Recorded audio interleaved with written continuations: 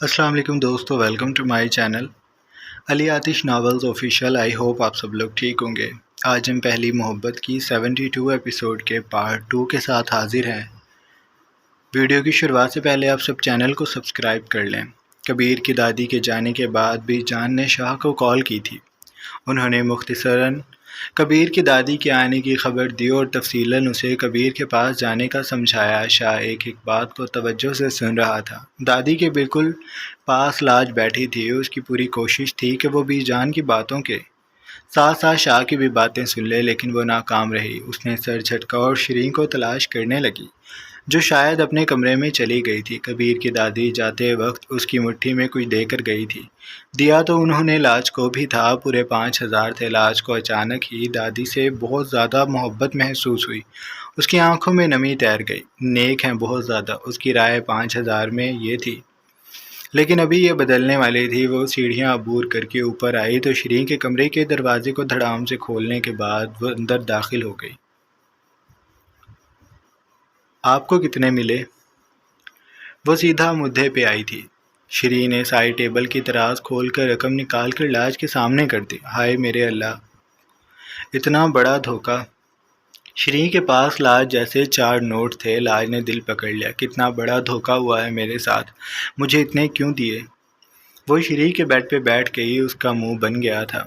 लाज, मुझे ज़्यादा इसलिए मिले हैं क्योंकि मैं उनके पोते की बहू हूँ। लाज श्री की बात पे कुछ सोचने लगी। ऐसे तो मैं भी जान के पोते की बहू हूँ। उन्होंने मुझे कभी इतने पैसे नहीं दिए। श्री ने अब उसकी बात का क्या जवाब देती। उसने शाने उचकाए तो लाज सर हिलाती खड़ी हो गई। यानी मेरी हक तलफी हो रही है। श्री का दिल करता था कि अब वो इस हक तलफी का गला दबा दे। ऐसा कुछ नहीं हो रहा, पागल मत बनो। बीजान तुमसे बहुत प्यार करती हैं, कभी जाहिर तो नहीं किया। तुम्हारे लिए मोहब्बत का इजहार पैसा है लाज? लाज ने सर हिला दिया। बिल्कुल, अब देखें। वो समझदारी से श्री को समझाने लगी। मेरे शाह को मुझसे बहुत सारी मोहब्बत है, इसलिए उन्होंने मुझे अपना कार्ड दे दिया था रात को। वो बोलते बोलते रुकी। उसने सर पे हाथ मारा। मुझे तो मार्केट जाना था आपके साथ, मेरे पास कल के लिए कपड़े नहीं हैं। वो जल्दी से खड़ी हुई। श्री को भी खड़ा होने का इशारा किया। श्री उलझन से खड़ी हो गई थी। तुमने पहले क्यों नहीं लिया? मुझे क्या पता था कि आपको अचानक से मोहब्बत हो जाएगी। वो बर्जस्तगी से बोली तो श्री उसका मुंह देखती रह गई। फिर उसने लाज को आंखें दिखाईं तो लाज का चेहरा उतर गया। जब से आपकी मंगनी होने वाली हो रही है, आप बदल गई हैं। हर वक्त गुस्से से मुझे घूरती रहती हैं। इसमें मैंने क्या गलत कहा है? आपको क्या नहीं हुई मोहब्बत कबीर से? उसने श्री का चेहरा देखना शुरू कर दिया था। उसकी निगाहें श्री पर मरकूज थीं। वो इनकार कर सकती थी भला? इस सवाल पे वो कबीर के मांगे 2 मिनट याद आ गए और फिर कई लम्हों का थम जाना। यूनी और उसके लॉन और फिजा कैसे थम गई थी, श्री को याद था।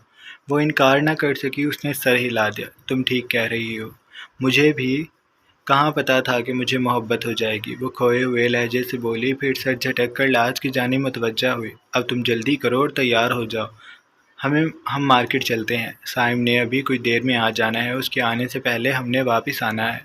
अब्बू गए हुए हैं उसे लेने। लाज ने सर हिलाया और वो अपने कमरे की जानिब भाग गई। वहाँ से चादर ली और शरीन के साथ बाजार चली गई। उन्होंने फूफो को साथ चलने को कहा था, लेकिन उन्होंने इनकार कर दिया, इसलिए वो दोनों ही चली गई थी। लाज ने श्री को कुछ बहुत खपाया था। फिर कहीं जाकर उसे एक हल्के जामनी रंग का सिल्क का फ्राक पसंद आया था, जिसके गले और आस्तीनों के किनारों पर सुनहरी लेस लगी थी और उस पर नग जड़े थे। हल्की सी रोशनी से वो ऐसे चमकते जैसे हीरे हों।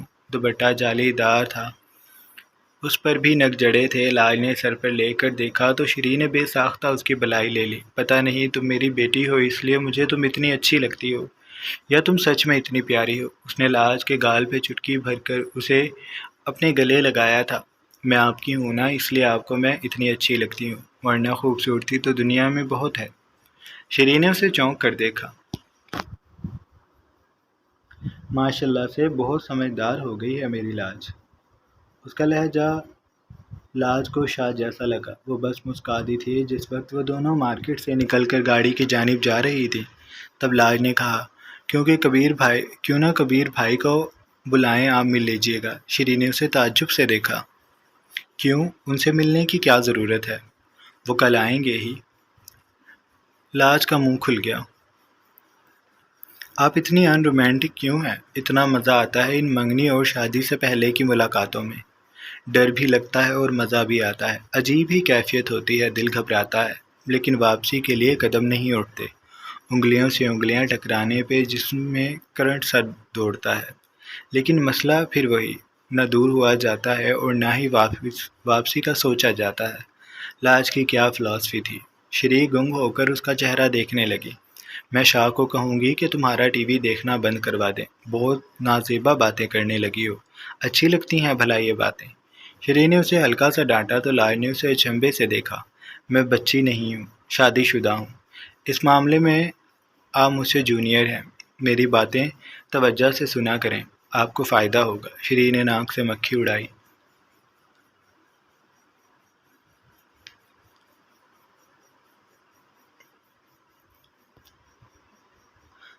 بس بس رہنے دو، مجھے تم سے کسی قسم کی کوئی بے شرمی نہیں سیکھنی۔ تم گھر چلو، جانا ہے۔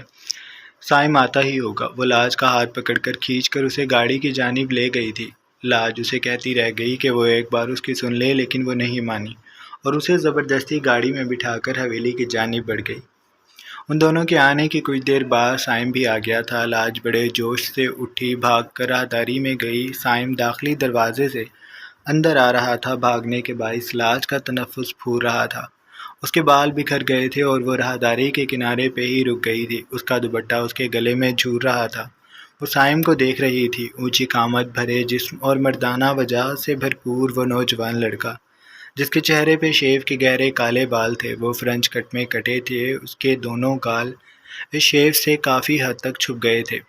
گلابی بھرے ہونٹوں آپس میں پیوست تھے۔ اوپری ہونٹ مونچھوں کے بھار تلے دبا تھا اور مختصر دکھائی دیتا تھا۔ وہ کالی پینٹ اور سادی سفید شرٹ میں ملبوس تھا۔ شرٹ کے اوپر اس نے بغیر آستینوں والی جیکٹ پہن رکھی تھی۔ کالے بال کشادہ پیشانی پہ بکھرے تھے۔ اسے چند قدم آگے برکت انکل تھے جو آگے بڑھ گئے تھے، پر سائم وہیں ٹھہر گیا تھا۔ اسے لگا وہ قدم بھی نہیں اٹھا سکے گا۔ دھوپ اندر آنے کے تمام راستے بند تھے، لیکن پھر بھی ایک سنہری کرن کہیں سے پھوٹی اور لاج کے وجود کو اپنے حصار میں لے لیا۔ اس سنہری کرن نے لاج کے حسن کو تانبے کی مانی دہکا دیا تھا۔ اس کا راج ہنسی گردن اور پھر اس کے بعد وہ ہنسلی کا گڑھا۔ لاج پہلے پیاری تھی یا اب ہو گئی تھی؟ سائم سوچنے پہ مجبور ہو گیا تھا۔ وہ کچھ یوں سائم کے سامنے آئی تھی کہ سائم کو اس کے ساتھ ماضی بھی کھڑا دکھائی دینے لگا۔ وہ ہمت کر کے آگے بڑھا اور لاج کے برابر میں کھڑا۔ ماضی بھی سائم کی جانب بڑھنے لگا، بہت سست روی سے، کسی سلو موشن فلم کی طرح۔ سائم کو ہر وہ دن یاد آنے لگا جب وہ دونوں بے پرواہی کے عالم میں گھوما پھرا کرتے تھے۔ لاج کا انتظار کرنا، شرارتیں کرنا، اسے مارنا، حق جتانا، سب کچھ ایک ایک قدم پہ اس کے سامنے تصویر کے البم کی طرح پلٹنے لگا۔ لاج وہیں راہداری کے نکڑ پہ کھڑی گہری سانسیں بھر رہی تھی۔ سائم جب اس کے قریب آیا تو لاج نے سینے پہ ہاتھ رکھا، اپنے دوپٹے کو تلاش کیا اور اس کا آنچل پھیلا کر اپنے سر پہ رکھ لیا۔ السلام علیکم، کیسے ہو تم؟ لاج کے یوں دوپٹہ لینے پہ سائم ہلکا سا چونکا اور اسے احساس ہوا کہ وہ لاج کے بہت قریب پہنچ چکا ہے۔ اس نے فوراً قدموں کا فاصلہ کیا درمیان میں اور دانستہ وہ لاج کو نظر انداز کرتا اطراف میں دیکھنے لگا۔ میں ٹھیک ہوں، اس نے مسکرانے کی کوشش کی لیکن وہ ناکام رہا۔ وہ کہنا چاہتا تھا وہ آج بھی وہیں ہے جہاں سے جانے سے پہلے تھا۔ دن بدلتے ہیں، موسم بھی بدلتے ہیں، لیکن دل کے حال نہیں بدلتے، اور ٹوٹے دلوں کے تو ویسے ہی۔ بڑے ہو گئے ہو اب تو، تمہیں چہرہ اٹھا کر دیکھنا پڑتا ہے۔ اس نے سائم کی ابھری قامت کی تعریف کی تو وہ ہلکا سا مسکرا دیا۔ بڑی تو تم بھی ہو گئی ہو، لیکن میرا قد تو اتنا ہی ہے۔ وہ افسوس سے بولی تو سائم بے ساختہ ہنس دیا۔ کیونکہ تم سنو وائٹ نہیں، اس کی کہانی کا بونا ہو، وہ کہہ کر آگے بڑھ گیا۔ لاج کو اس کی بات بعد میں سمجھ آئی تو اس نے سر سے دوپٹہ کھینچ کر اتارا اور دانت پیس کر سائم کو کھا جانے والی نگاہوں سے دیکھا۔ بڑی زبان چل رہی ہے تمہاری، تمہیں میں بعد میں بتاؤں گی۔ دے لو ان کو عزت، یہ سمجھتے ہیں میں سب بھول گئی ہوں۔ میں تو اس کے چند دن حرام کر دوں گی، لیکن حد میں رہ کر۔ اس نے پرعزم انداز میں مسکرا کر سوچا تھا وہ صائم کے دن یادگار بنانے کا سوچ رہی تھی۔ شاہ کبیر سے ملاقات کر کے اسے اپنے ساتھ لے گیا تھا۔ جب وہ شام میں گھر آیا تو اس نے بی جان کو ایک ایک بات تفصیل سے بتا دی۔ بی جان خوش ہو گئیں۔ چلو اچھی بات ہے، تم نے بہت اچھے سے سب کر دیا، اب بس کل کسی چیز کی کمی نہ رہنے پائے۔ شاہ نے سر ہلایا۔ آپ فکر ہی نہ کریں، کسی بھی چیز میں کمی نہیں رہے گی، ہر چیز بہترین ہوگی۔ وہ بی جان کو مطمئن کر کے فریش ہونے چلا گیا تھا۔ بی جان اپنے کمرے کی جانب بڑھ گئی تھیں۔ یہ کھانے کے بعد جب سب اپنے اپنے کمروں میں چلے گئے تو شیریں فرصت سے صائم کے پاس گئی تھی۔ صائم کے کمرے کا دروازہ نیم وا تھا اور اندر سے مدھم گیت کی آواز آ رہی تھی۔ اس نے شاید موبائل پہ کوئی پرانی غزل لگائی ہوئی تھی۔ شیریں نے رک کر اس کے بول پہ توجہ دی تو اسے وہ سجائی دینے لگی۔ شاید یہ وقت ہم سے کوئی چال چل گیا، رشتہ وفا کا اور ہی رنگوں میں ڈھل گیا، اشکوں کی چاندنی سے تھی بہتر وہ دھوپ ہی، اس موڑ سے شروع کریں پھر یہ زندگی، ہر شے جہاں حسین تھی، ہم تم تھے اجنبی۔ شاید یہ غزل کے آخری اشعار تھے، اس لیے کچھ ہی دیر بعد آواز بند ہو گئی تو شیریں دستک دے کر اندر داخل ہوئی۔ صائم بیڈ پہ جیکٹ اتار کر لیٹا ہوا تھا، ابھی بھی وہ انہی کپڑوں میں ملبوس تھا۔ اس نے سینے پہ موبائل رکھا ہوا تھا جس میں دوبارہ وہی غزل بجتی، لیکن جب اس نے دستک سنی تو سیدھا ہوا، سامنے شیریں کو دیکھ کر وہ مدھم سا مسکرایا۔ اس نے غزل بند کر دی اور موبائل کو ایک جانب رکھ دیا۔ کیسے ہو صائم؟ وہ قدم قدم چلتی اس کے قریب آ گئی، محبت سے اپنے چھوٹے بھائی کے ماتھے پہ بکھرے بال سمیٹے اور اس کے مقابل بیٹھ گئی۔ آپ کو کیسا لگتا ہوں؟ شیریں کو اس کی مسکان دیکھ کر دکھ ہوا۔ ابھی بھی وہیں کے وہیں ہو، بھول جاؤ سب۔ صائم زخمی سا مسکرایا۔ بھولنا تو میں بھی چاہتا ہوں، لیکن مشکل ہو رہا ہے۔ مجھے حیرانی ہوتی ہے کہ اتنے فاصلوں کے بعد بھی یوں لگتا ہے وہ میرے قریب ہے۔ شیریں کے دل میں ٹھیس اٹھی۔ صائم تم بھول سکتے ہو اگر تم چاہو تو۔ صائم نے سر دائیں بائیں ہلا دیا۔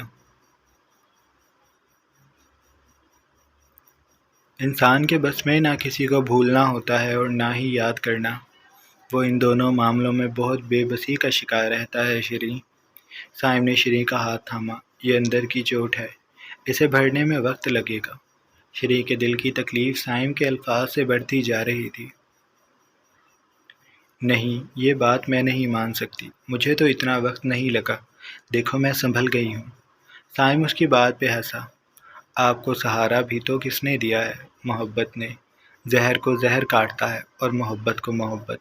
محبت کی چوٹ محبت ہی کے مرہم سے بھرتی ہے۔ آپ کو محبت کا مرہم ملا ہے، آپ نے تو صحت یاب ہونا ہی تھا۔ شیریں کی آنکھیں ڈبڈبا گئیں۔ صائم کی تکلیف وقت کے ساتھ ساتھ بڑھ گئی تھی۔ یہ اس کی باتیں بتا رہی تھی، اور اس کی آنکھیں بھی کیسی بے کل آنکھیں تھیں۔ صائم کی آنکھوں میں ویرانی ہی ویرانی تھی، دھندلی سی بے نور، کسی بہت بزرگ شخص کی آنکھیں جس نے زندگی میں سب کچھ دیکھ لیا ہو۔ بہت سمجھدار ہو گئے ہو تم۔ صائم نے لب بھیج کر سر ہلایا۔ ہاں نا، ٹوٹے دل والے ایسے ہی سمجھدار ہوتے ہیں۔ شیریں نے اس کے ہاتھوں میں ہاتھ موجود اپنے ہاتھ اسے چھڑوائے اور اس کے گال پہ ہاتھ رکھا۔ اللہ تمہیں بھی بہت جلد محبت والی مرہم دے۔ کبیر کے چاچو کی 2 بیٹیاں ہیں، دیکھی نہیں، لیکن امید کی جا سکتی ہے کہ وہ پیاری ہوں گی۔ کہو تو جاتے ہی تمہاری بات چلاؤں۔ وہ اس کا موڈ فریش کرنے کے لیے بولی تھی کہ تبھی عقب سے لاج کی آواز آئی۔ پہلے اچھے سے انہیں دیکھیے گا، آپ تو چلی جائیں گی، رہ تو میں جاؤں گی نا۔ اگر وہ چالاک ہوئی تو یہ تو شادی کے بعد بیوی کا غلام بن جائے گا، باقی اسے نظر ہی نہیں آئیں گے۔ وہ بہت کچھ سن چکی تھی، لیکن اس نے ظاہر نہ کیا۔ اس کا انداز ایسا تھا جیسے بس ابھی آئی ہو۔ اس نے بتایا بھی یہی۔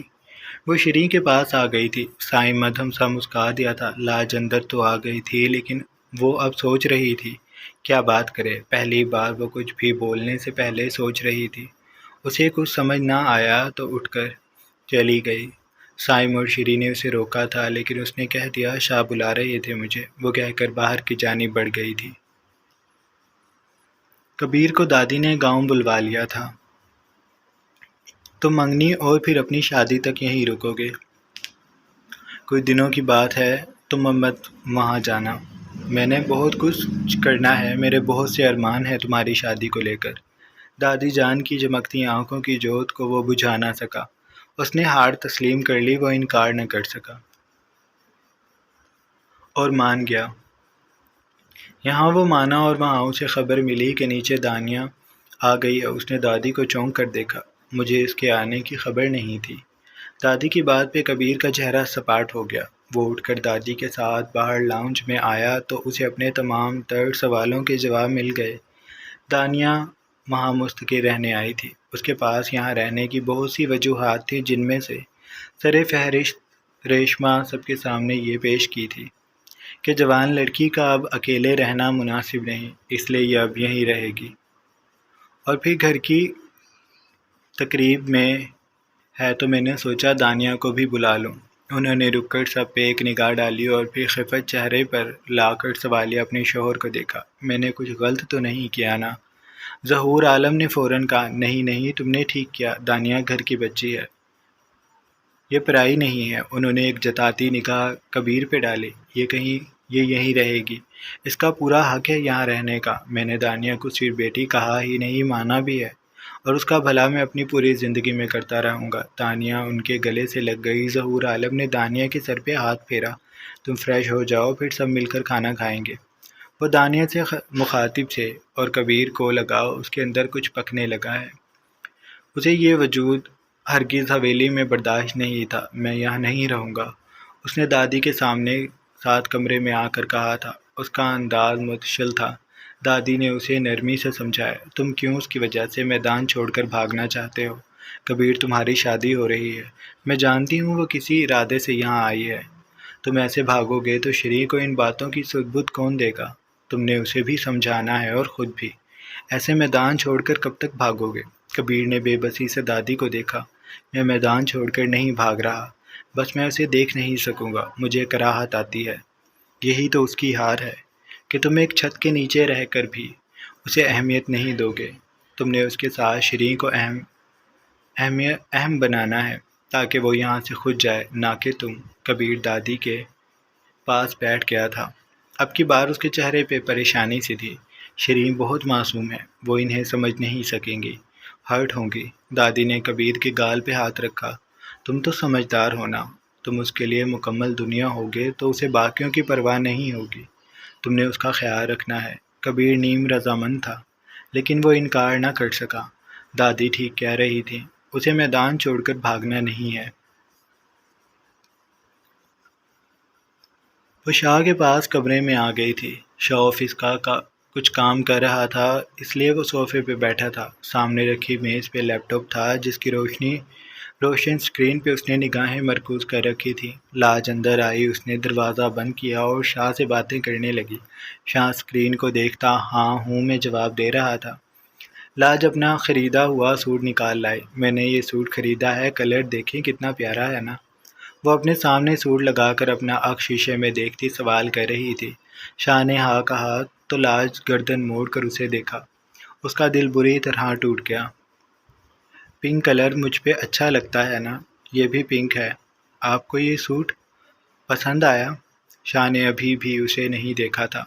اس نے ہاں کہہ دیا اور اب لاج کی برداشت ختم ہو چکی تھی۔ اس نے سوٹ کو گول مول کیا اور بیڈ پہ پھینک دیا۔ اس ہلکے سے شور نے شاہ کو چونکایا تھا۔ اس نے چہرہ اٹھا کر پہلے بیڈ پہ دیکھا جہاں پرپل کلر کا سوٹ پڑا تھا، اور پھر اس نے لاج کو دیکھا جس کی آنکھیں ڈبڈبائی ہوئی تھیں۔ لاج نے بغیر کچھ کہے آنکھیں رگڑی تو آنسو ٹوٹ کر اس کے گالوں پہ بہہ گئے۔ وہ انہیں رگڑتی بیڈ پہ لیٹ گئی۔ شاہ جلدی سے اٹھا، اسے سمجھ آ گیا تھا کہ وہ کیا کر چکا ہے۔ وہ لاج کے پاس گیا۔ لاج، میں ضروری کام کر رہا تھا، اس لیے جلدی میں کہہ دیا۔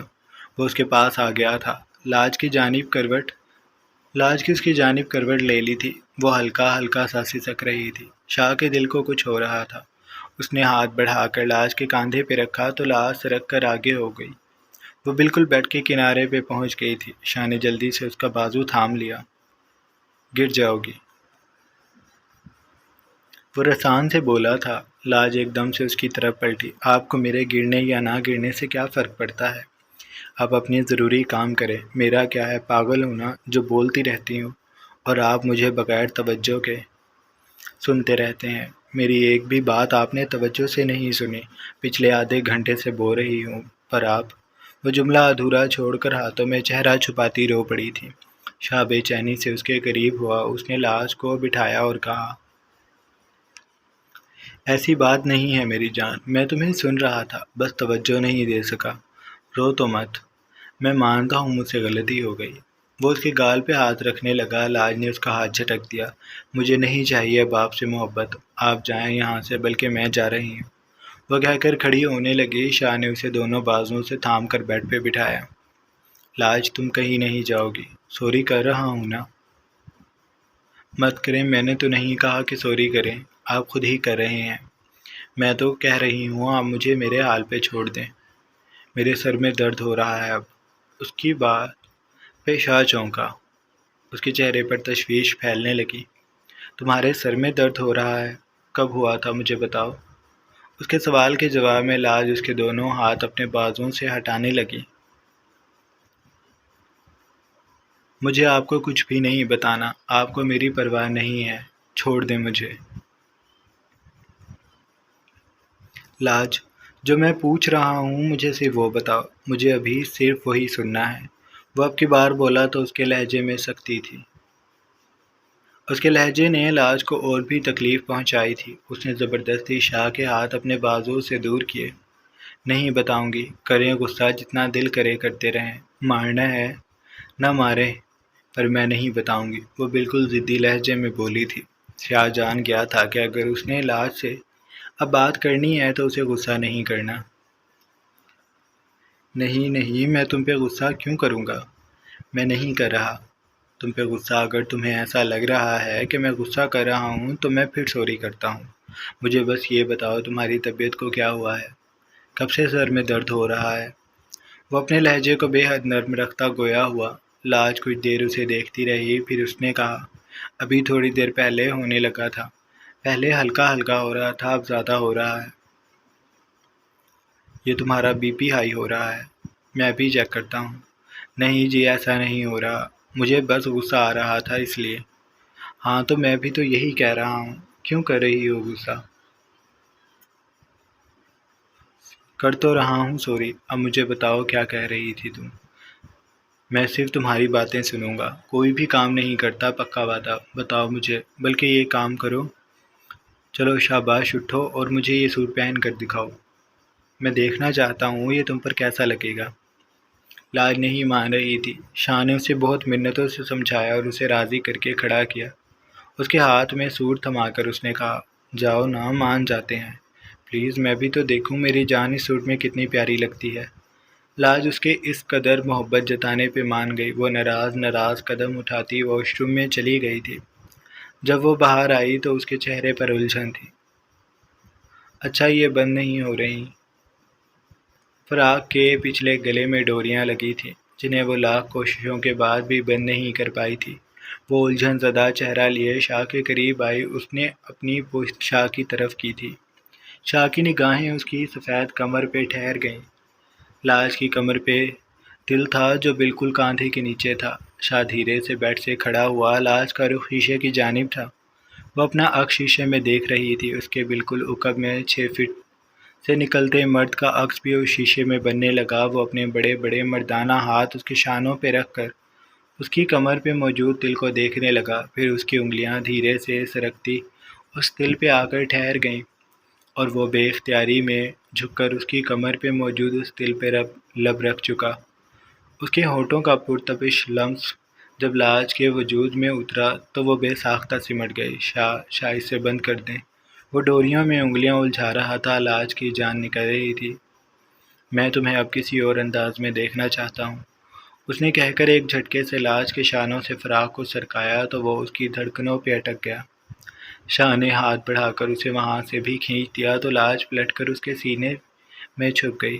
نہیں لاج، مجھے تمہیں ایسے دیکھنے دو، میں نے تمہیں رلایا ہے نا، اب میں اپنی غلطی کا مداوع کروں گا، وہ کہہ کر اسے بیڈ پہ لے آیا تھا۔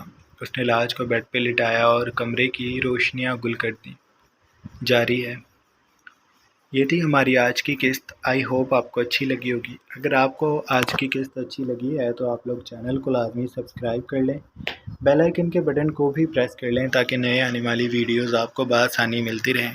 اپنا ڈھیر سارا خیال رکھیے گا۔ بہت جلد ایک نئی قسط کے ساتھ حاضر ہوں گے۔ اللہ حافظ۔